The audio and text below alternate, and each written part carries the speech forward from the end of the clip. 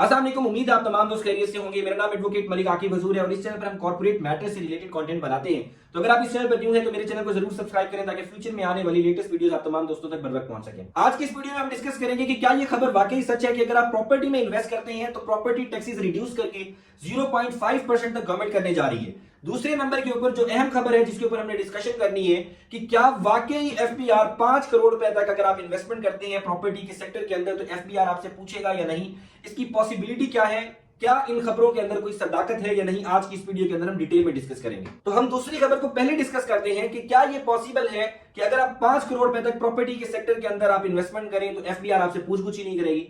देखिए होता क्या है, जैसे ही आप इन्वेस्टमेंट करेंगे प्रॉपर्टी के सेक्टर के अंदर, कोई भी प्लॉट कोई भी मकान आप अपने नाम पर जब ट्रांसफर करवाएंगे, ये किया क्यों जा रहा है, ये खबर आ क्यों रही है, पहले तो हम इसके ऊपर डिस्कस कर लेते हैं। देखिए इस वक्त इकोनॉमी बैठी हुई है, लोगों ने अपने पैसे रखवाए हुए थे बैंक में, बैंक की शरह सूद कम कर दी है, 12% पे आ गई, जो कि मजीद कम करके सिंगल डिजिट के ऊपर 9% के ऊपर आ जाएगी। तो लोगों ने बैंकों से अब अपने पैसे निकालने हैं। इस वक्त stock market already 1 lakh rupees plus है, तो लोगों के पास इन्वेस्टमेंट करने के लिए कोई जगह नहीं है। तो गवर्नमेंट इस चीज से फायदा उठाते हुए पहले उसने आपके जो घर में पैसे पड़े हुए थे, ब्लैक मनी पड़ी हुई थी, उसको आपको टैक्स नेट में लाने के लिए आपके घर वाले पैसे उठाकर बैंक में रखवाए हैं कि आपको 22% 23% आपको रिटर्न मिल रहा था। अब जब वहां पर आ गए, स्टॉक मार्केट ऑलरेडी ऊपर चली गई है, तो लोगों ने पैसे कहां करने।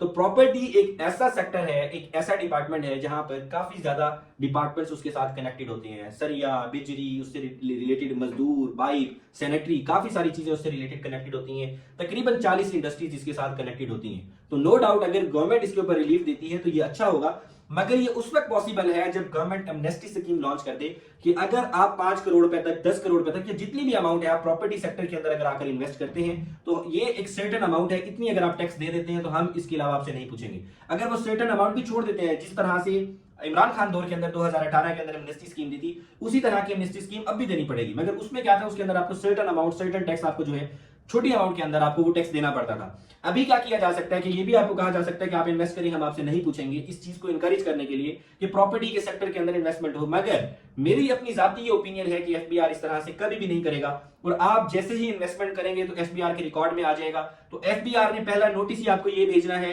कि हमारे पास सर्टिफाइड सोर्सेज से ये खबर आई है कि आपने प्रॉपर्टी परचेज की है 10 मरला, 70 लाख रुपए की आपने प्रॉपर्टी परचेज की है, तो वो अनडिक्लेयर्ड आपका सोर्स ऑफ इनकम है, आपने क्योंकि हमें डिक्लेयर नहीं किया, तो 70 लाख रुपए आपकी कंसीलमेंट है, इसके ऊपर आपका टैक्स बनता है, वो टैक्स आप हमें 15 लाख रुपए जमा करा दें। तो अगर इस तरह का नोटिस मोस्ट प्रोबेबिलिटी आपको आएगा।